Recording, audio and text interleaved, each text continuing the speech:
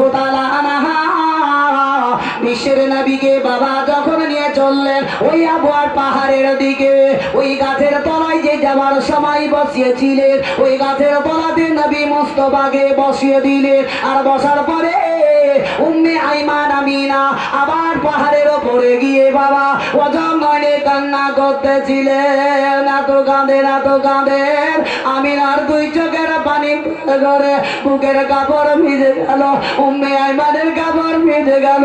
নবী আমার বলেন কি ব্যাপার? মা একদিকে কাঁদে, উম্মে আইমান ফুফু একদিকে কান্না করে।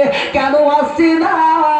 যাবার সমাধি ওই জায়গায় কাঁদলো, আসার সমাধি ওই জায়গায় কাঁদে। কারণটা কি? আমিনা রাদিয়াল্লাহু তাআলা আনহা যেমনি নবীর কাছে চলে এলেন ওই সমাধি দয়ার নবীজি মা আমিনার হাত দুটো ধরে দিয়ে নবী আমার কেঁদে কেঁদে বলে, ওগো মা জননী, যাওয়ার সমাধেও পাহাড়ে কাঁদলে মা, আসার সমাধেও সেই পাহাড়ে কাঁদলে। কারণটা কি মা একবার বলো? আমিনার মুক্তি কথা বেরায় না, আমিনা কান্না করে যায়। দয়ার নবীজি উম্মে আইমানের হাতটা ধরে নিলেন, বললেন ওগো ফুফু উম্মে আইমান, তবে তুমি বলো যাওয়ার সমাধে কাঁদলে আসার সময় কাঁদলে? উম্মে আইমানে কোনো কথা বলল না। বিশ্বের নবীজি দয়ার নবী কেঁদে কেঁদে বললেন, বলে আমি বুঝে গেছি কেন তোমরা ওই জায়গায় কাঁদতেছিলে। বলো একটু মহব্বতে বলো। আপনাদের দর্শক থেকে বেশ ভালোই লাগছে। আল্লাহ আপনাদের এইভাবে শুরু থেকে শেষ পর্যন্ত প্রোগ্রাম শোনাটাই তৌফিক এনায়েত করার জন্য সকলে বলো আমি। যাকে ভাই আমার পৃষ্ঠা কাটিয়ে গেল, আল্লাহ কবুল করলেন। বিশ্বের নবী বলছেন আমি বুঝে গেছি কেন তোমরা এই জায়গাতে যাওয়ার সময় কাঁদলে, আসার সময় কাঁদলে। উম্মে আইমান বললেন, বলে তুমি কি করে বুঝতে পারলে, কি জানলে বলো কেন কান্না করতেছিলাম? বিশ্বের নবী বললেন, ওগো উম্মে আইমান ফুফু শুনে নাও, বলে যাদের দুনিয়া থেকে স্বামী চলে যায়, যাদের দুনিয়াতে স্বামী নাই, ওই মা এত কান্দে, এত কানে কান্নাই ভেঙে পড়ে যায়। তবে আমার মা জননীকে ওই কান্না দেখে বুঝতে পেরে গেছি আমার দুনিয়াতে আর আব্বা না। বিশ্বের নবীজি আমার বললেন, মা গো, তবে আমি আব্বার কবরে একবার যাবো গো মা। ও গো মা, আমার বাবার কবরে গিয়ে আমি জিয়ারত করব। তবে একটু লজ্জা করো মুসলমান, আহারে দরদি ভাইরা আমার, এই ঈদগাহে নামাজ পড়তে এসে ঈদ কুরবানিতে বাপ মরে আছে, মা মরে আছে, ভাই মরে আছে, ভাতিজা মরে আছে, কত কবরস্থানে লোক তোমার আত্মীয় আছে, আমরা নামাজ পড়ে এই কবরে জিয়ারত করতে পারি না। করি এখানে থেকে 10 বছর দেখাচ্ছি, গোটাবাজি কেউ বলতে পারবে না।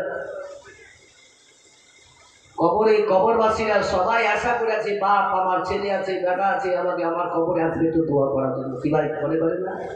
কিন্তু নামাজ পড়ে যান, নামাজ পড়ে তাড়াতাড়ি বাগানে ঢুকবেন তাস খেলার লেগে, জুয়া খাবার লেগে, মদের আড্ডায় যাওয়ার জন্য তাড়াতাড়ি করবেন। কিন্তু বাপ পড়ে আছে কবরে, মা আছে মাসি, তার কাছে একটু দোয়া করে আছে, সেটা তো করে জোহাত করে অনুরোধ করে যাচ্ছে আপনার বাহিরের লোকদেরকে, ভাই আপনাকে তো আপনার যদি বেঁচে থাকেন তো আল্লাহ করে এবার থেকে কবরে কমসে কম ঈদ কুরবানিতে আপনার ফাতিহা করে যাবেন। মাশাআল্লাহ, এই দেখেন বাপজি 100 টাকা হাদিয়া গেল, আল্লাহ তাআলা যাতে কবুল করে জন্য সকলে বলে আমিন। জানি আহিরের লোকের দিন খুব বড়, হাতও খুব বড়, পয়সা দেওয়া থাওয়ার দিকে বহুত ঠিক আছে, দেখেছি ভাই জানি।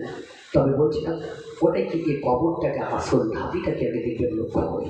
বিশ্বের নবী আমার ফাতিহা করলেন, এমন সমাজে দেখছেন তো আমিনা রাদিয়াল্লাহু তাআলা আনহার শরীরে আর পেটে একটু বেদনা উঠলো, জোরে বলো সুবহানাল্লাহ। যেমনকে আব্দুল্লাহর পেটে বেদনা উঠেছিল, আব্দুল্লাহ পেটের বেদনার কারণে ইন্তেকাল করেছেন, সেই রূপ আমিনারও পেটে আর শরীরে ব্যথা উঠে গেল, জোরে বলো আমিনা রাদিয়াল্লাহু তাআলা আনহা আস্তে আস্তে আস্তে আস্তে আস্তে বাবা জমিনের মধ্যে বাবা পড়ে গেলেন।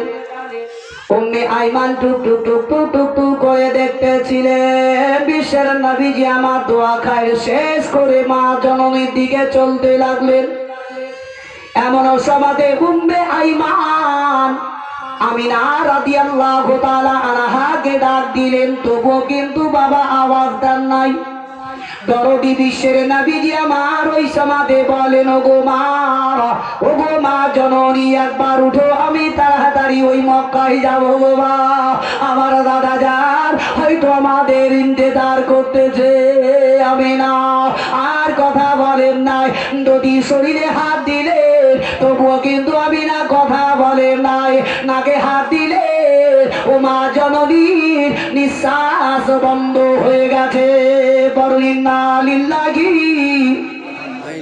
ওয়া ইন্না ইলাইহি রাজিউন। বিশ্বের নবীজি দেখলেন মার জগতে নাই, দয়ার নবীজি আমিনা রাদিয়াল্লাহু তাআলা আনহা মায়ের মুখ কানা ধরে এত কাঁদেন এত কাঁদে।